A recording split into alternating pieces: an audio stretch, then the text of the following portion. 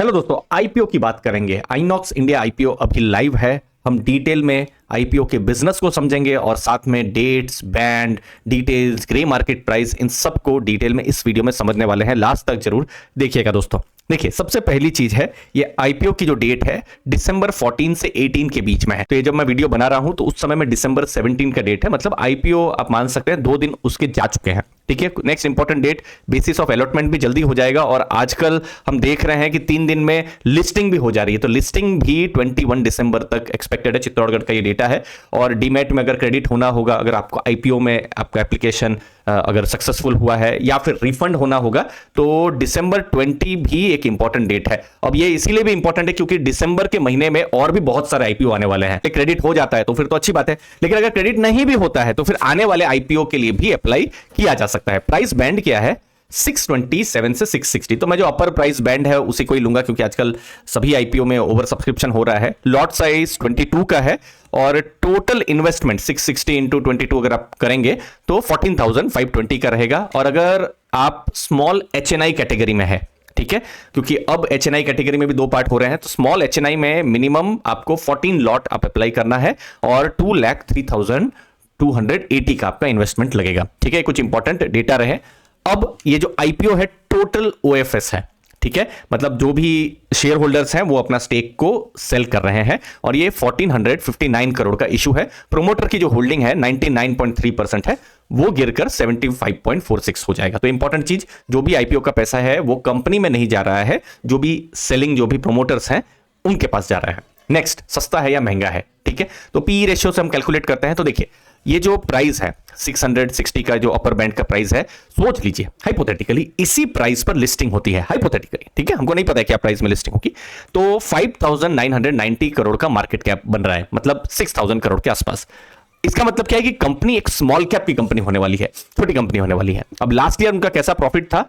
152 करोड़ का प्रॉफिट था। तो जो पी रेशियो आ रहा है 39.2 आ रहा है।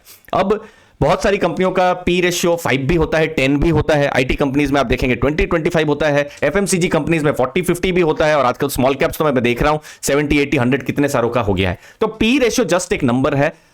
अब यहां एक चैलेंज क्या आ जा रहा है कि कोई भी इंडियन कॉम्पिटिटर नहीं है इस बिजनेस में, ठीक है, इंडियन कोई भी कंपनी नहीं है। तो अभी फिलहाल यही एक नंबर है कि पी रेशियो 39.2 है। बाकी मार्केट सबसे बड़ा एक गुरु है, क्या वैल्यूएशन फ्यूचर में देता है वो मार्केट ही तय करेगा। ठीक है, नेक्स्ट, ग्रे मार्केट प्राइस को अब चेक करेंगे कि कैसा यहां पर चल रहा है और कुछ सेकेंडरी सोर्सेस को भी हम लोग एनालिसिस करेंगे। लेकिन उससे पहले एक इंपॉर्टेंट न्यूज, हमारा सिर्फ लर्निंग पर फोकस रहता है। 3,700 से बड़ी की लर्निंग कम्युनिटी है जहां पर हमने लेटेस्ट म्यूचुअल फंड पोर्टफोलियोज को शेयर करना भी शुरू कर दिया है।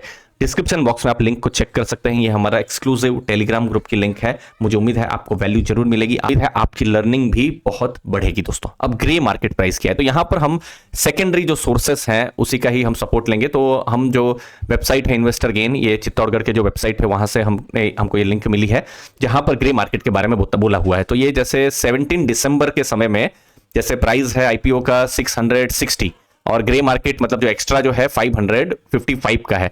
तो जो लिस्टिंग की जो संभावना है, एस्टिमेटेड जो प्राइस है वो 1215 के आसपास है, मतलब 84% है। अब आपका क्वेश्चन होगा क्या इसी प्राइस में लिस्टिंग होगा? तो देखिए, मेरा यहां पर ऐसा सोचना है कि grey market price exit poll की तरह होते हैं। अभी कितने सारे इलेक्शन गए, सामने भी इलेक्शन नेक्स्ट ईयर में आने वाले हैं। तो एग्जिट पोल से क्या पता चलता है? एक अंदाजा आता है कि ओके, ये पार्टी जीतेगी, ये पार्टी को इतने सीट मिलेंगे। तो जरूरी नहीं है ना कि उतना ही आए, कभी कभी एग्जिट पोल से भी अच्छे रिजल्ट आ जाते हैं, कभी कभी एग्जिट पोल ने जितना कहा होता है उतना भी नहीं आता है। तो ये जस्ट एक आइडिया देने के लिए है, इससे ज्यादा आप मत समझिएगा कुछ भी। एक अंदाजा आपको सिर्फ मिल जाएगा कि ओके, एक अच्छा जीएमपी चल रहा है तो हो सकता है लिस्टिंग ज्यादा हो। अब होता क्या है, देखिए, ये तो 18 तारीख को आईपीओ खत्म हो जाएगा। अब 2-3 दिन में, कल सोच लीजिए कुछ अचानक से नेगेटिव आ जाता है तो ग्रे मार्केट में भी नेगेटिव इंपैक्ट पड़ सकता है। अचानक से पॉजिटिव हो जाता है, जैसे दिसंबर महीने में क्या हुआ है कि जैसे इलेक्शन के रिजल्ट आए तो मार्केट को ऐसा लगा कि प्रोबेबिलिटी रह सकती है रिलेटेड टू जो पॉलिसी कंटिन्यूटी को लेकर, तो फिर जीएमपी है या मार्केट ने दिसंबर में रैली कर दिया है, और ज्यादा रैली कर दिया है, तो इसे बस एक एग्जिट पोल की तरह ही सोचिएगा, ठीक है। जरूरी नहीं है 84%, लेकिन एक इतना स्ट्रॉन्ग इंडिकेशन जरूर दे रहा है कि एक लिस्टिंग जो है वो एक अच्छी हो सकती है। अब ऐसे केस में क्या होता है, तो इन्वेस्टर्स को भी बहुत पता होता है। तो जैसे अब ये 2 दिन का डेटा मेरे पास में है, ऑलरेडी ये ओवर सब्सक्राइब हो चुका है। जैसे रिटेल इन्वेस्टर की हम बात करें जो 2 लाख से कम का इन्वेस्टमेंट कर रहे हैं, 8 टाइम्स ऑलरेडी हो चुका है। और डे 3 में जनरली हम देखते हैं कि सब्सक्रिप्शन सबसे ज्यादा होता है, तो उस समय में और ज्यादा बढ़ सकता है। स्मॉल एचएनआई भी देखिए ऑलरेडी 17 टाइम्स हो चुका है, जो 2 लाख से 10 लाख का लेवल करेंगे। एनआईआई जो है वहां पर भी बहुत ज्यादा है। अब क्यूआई भी बहुत ज्यादा नहीं है। अब देखते हैं डे 3 में किस तरीके से क्यूआईबी का यहां पर एंट्री होता है, बट ऑलरेडी यहां भी लॉटरी जैसा ही होने वाला है। अभी तो मैं देख रहा हूं जो भी आईपीओ आ रहे हैं, टाटा टेक्नोलॉजीज हो, इरेडा हो, कोई भी, सब जगह में लॉटरी जैसा ही है। किस्मत अच्छी हो तो फिर आईपीओ मिल जाता है, नहीं तो नहीं मिलता है, ठीक है। अब एंकर इन्वेस्टर की क्या खबर है देख लेते हैं। अब एंकर इन्वेस्टर क्या है कि आईपीओ से एक दिन पहले शेयर अलॉट होते हैं। तो यहां पर अगर आप देखेंगे टोटल 41 एंकर इन्वेस्टर्स ने पार्टिसिपेट किया है, ठीक है। ये लिस्ट आप देखिए, और टोटल 12 म्यूचुअल फंड हाउसेस और उनकी 28 स्कीम्स ने अप्लाई किया है। जैसे एसबीआई इंफ्रा फंड है, ICICI Prudential infra, ICICI mid cap fund, HDFC का dividend fund, business cycle fund, फिर Nippon India small cap fund. तो 12, मतलब ये बहुत बड़ा नंबर है। तो एक तरीके से ये भी थोड़ा पॉजिटिव हो जाता है, क्योंकि सभी म्यूचुअल फंड हाउसेस ने थोड़ा थोड़ा पैसा यहां इन्वेस्ट किया। यहां एक्सिस दिख रहा है, फिर डीएसपी इंडिया टाइगर फंड भी हमको यहां पर दिख रहा है, फिर कैनरा रोबेको, सुंदरम, यूटीआई, टाटा। तो इन सब जो म्यूचुअल फंड हाउसेस हैं उन्होंने भी इन्वेस्ट किया है। तो ये थोड़ा सा यहां पर पॉजिटिव एटलीस्ट आईपीओ को देखकर थोड़ा सा लग जा रहा है। अब बिजनेस दोस्तों, काम क्या करती है INOX India? Cryogenic equipment supplier है, ठीक है। और इसकी डिमांड कहां होती है? एलएनजी और ग्रीन हाइड्रोजन का जो प्रोडक्ट्स हैं उनको लेकर। अब यूज क्या है? ये जो क्रायोजेनिक है, स्टोर करेंगे, डिस्ट्रीब्यूट करेंगे, ट्रांसपोर्ट करेंगे। एलएनजी की डिमांड बढ़ेगी तो ट्रांसपोर्ट भी तो करना है। ग्रीन हाइड्रोजन फ्यूचर की थीम है, लेकिन स्टोर भी करना है। तो इसको जो क्रायोजेनिक इक्विपमेंट्स हैं उससे स्टोर किया जा सकता है। तो एक डिमांड, इसकी एक अच्छी खासी डिमांड है। कस्टमर्स अगर आप देखेंगे तो बहुत सारे कस्टमर्स हैं, लेकिन मैंने कुछ ऐसे ही नाम रखे हैं जिसका कुछ लिस्टेड कंपनी या जिसका हम जानते होंगे। जैसे इसरो है, सेल है, फिर Navin Fluorine listed company, IRM energy बहुत समय नहीं हुआ है, उनकी भी लिस्टिंग अभी रिसेंट में हुई है। तो ये सब कुछ उनके की कस्टमर्स हैं। 1036 करोड़ की ऑर्डर बुक है। और डोमेस्टिक जो क्रायोजेनिक इक्विपमेंट की जो डिमांड है 2017 से 22 के बीच में 3% रही है, बहुत ज्यादा नहीं था।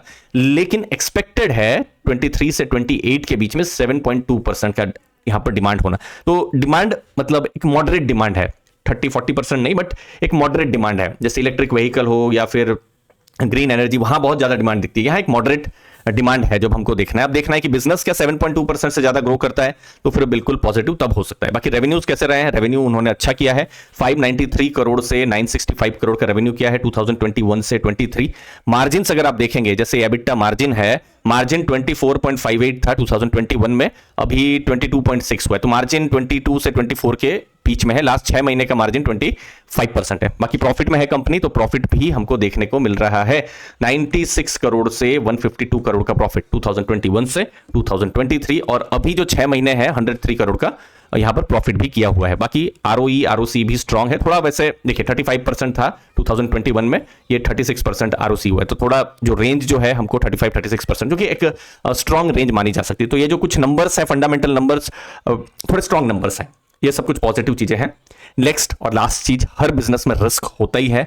और रिस्क यहां क्या हो सकता है कि उनकी 3 मैन्युफैक्चरिंग फैसिलिटीज है। खैर कोई भी मैन्युफैक्चरिंग कंपनीज की होंगे ही उतने, तो उन पर वो बहुत ज्यादा डिपेंडेंट है, ठीक है। टॉप 10 कस्टमर्स से 46% रेवेन्यू आता है। और तीसरा जो रिस्क है कि अगर रॉ मटेरियल या फिर इनपुट कॉस्ट या फिर कुछ ग्लोबल अनसर्टेनिटी अगर हो जाती है तो बिजनेस में इंपैक्ट पड़ सकता है।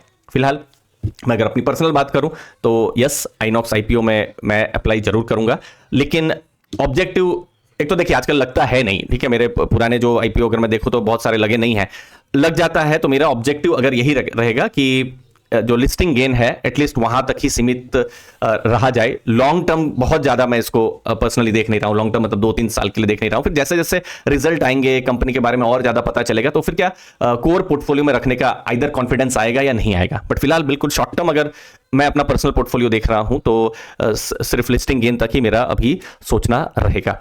आपका क्या सोचना है मुझे कमेंट सेक्शन में जरूर बताइएगा। लर्निंग को जरूर शेयर करिएगा। आपके कीमती समय के लिए बहुत बहुत धन्यवाद। थैंक यू दोस्तों।